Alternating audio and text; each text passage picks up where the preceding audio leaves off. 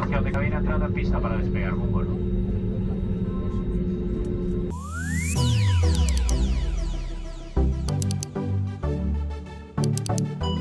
Hello!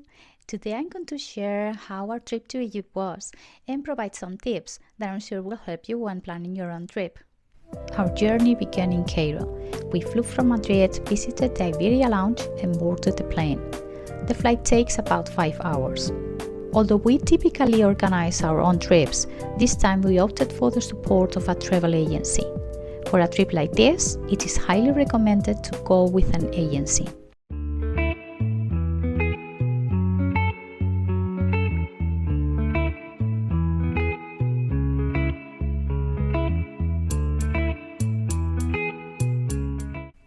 Upon arrival in Cairo, our guide was already waiting for us at the airport, making the visa and customs formalities very easy.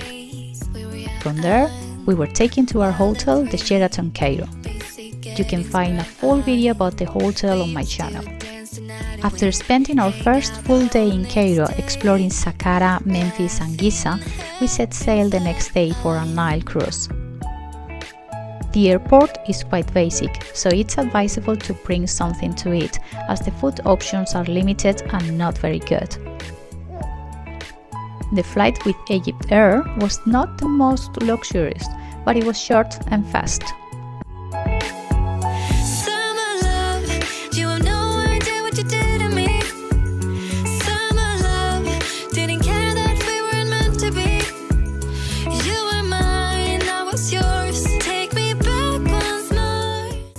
During the flight, they provided a small bottle of water.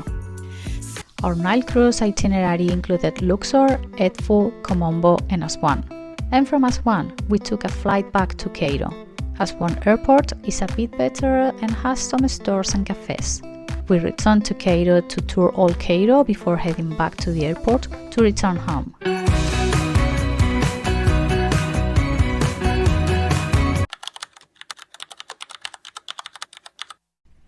One thing to note about Egypt's airport in general is that they are chaotic. You have to go through at least 3 security checks, and at these checkpoints, men and women are often separated. So I recommend arriving well in advance to avoid the risk of missing your flight.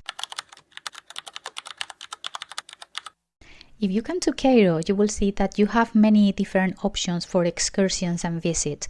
We did the Saqqara, Giza and Memphis tour, Cairo by night, where we walked through the bazaar at night and dined in a restaurant, and Old Cairo, where we visited the Citadel of Saladin, the Coptic Quarter, the bazaar and the Egyptian Museum.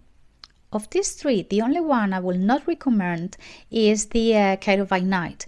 It is quite expensive and you just see part of the bazaar, and the restaurant where we were taken to dine was outside the bazaar and the food was totally prepared for tourists, which was not authentic and was not good.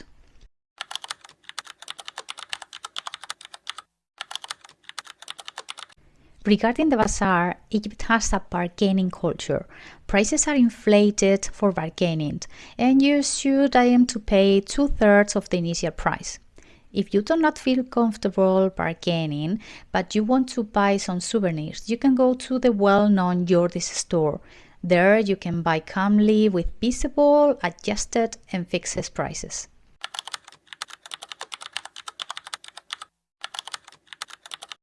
If you need to take a cab, forget about stopping one on the street. The best thing you can do is to ask for an Uber to avoid issues with prices and possible deception.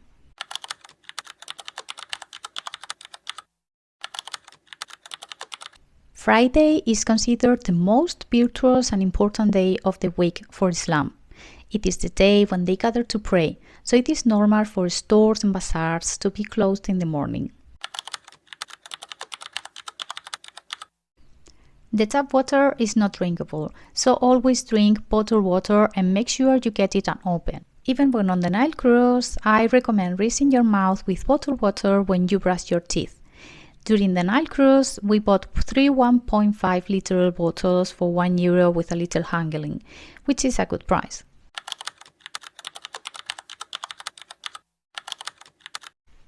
Speaking of water, it is advisable not to eat anything raw, such as salads. Also, beware of street food stalls. They can challenge even the most resilient stomachs.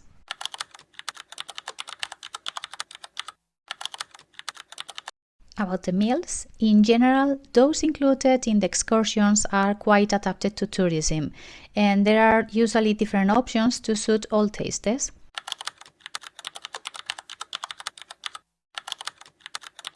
The official currency in Egypt is the Egyptian pound, which at the exchange rate is around £30, €1. Always carry cash to pay in the bazaars and in stalls. In most places you will be able to pay in euros.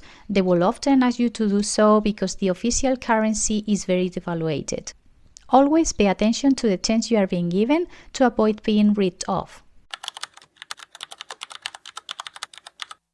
We always use Revolut card on trips where the currency is different from the euro. When we arrived at the hotel in Cairo, we took the opportunity to withdraw Egyptian pounds from the ATM and had enough for the whole trip. Something important to keep in mind is that Wi-Fi is very scarce in this country. In fact, we were once in a Starbucks and it had no Wi-Fi. If you want to enjoy and disconnect during the trip, it is ideal. If not, I recommend you buying a SIM card at the airport upon arrival or bringing one already beforehand. One option I can recommend is Olafly.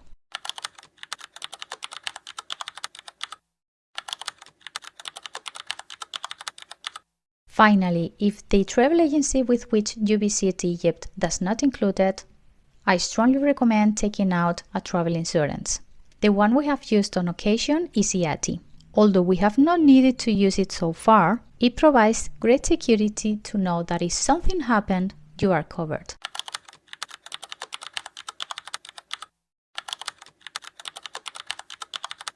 Besides that, it is always advisable to travel with an emergency kit in case something happens. So this is everything we bought on our trip to Egypt. We got most of the things in Jordi's in Cairo. We bought 2 t-shirts for €5 with a little bargaining, this bag with notebook, pen and keychain, some baklava sweets that we got at the airport in Cairo, some papyrus that we bought in a store very close to Giza, a couple of books that we bought in the Egyptian Museum, these bracelets of different colors with some beetles, this bowl to put on our Christmas tree, 2 small and colorful jewelry boxes, a couple of decorative figures, a hippopotamus and a blue scarab which we bought in Philae Island, and some bookmarks made of papyrus. Egypt is a captivating country with a rich culture. Approach it with an open mind and desire to immerse yourself in its history, traditions, vibrant atmosphere and customs. I'm sure that you will be deeply moved and remember this trip forever.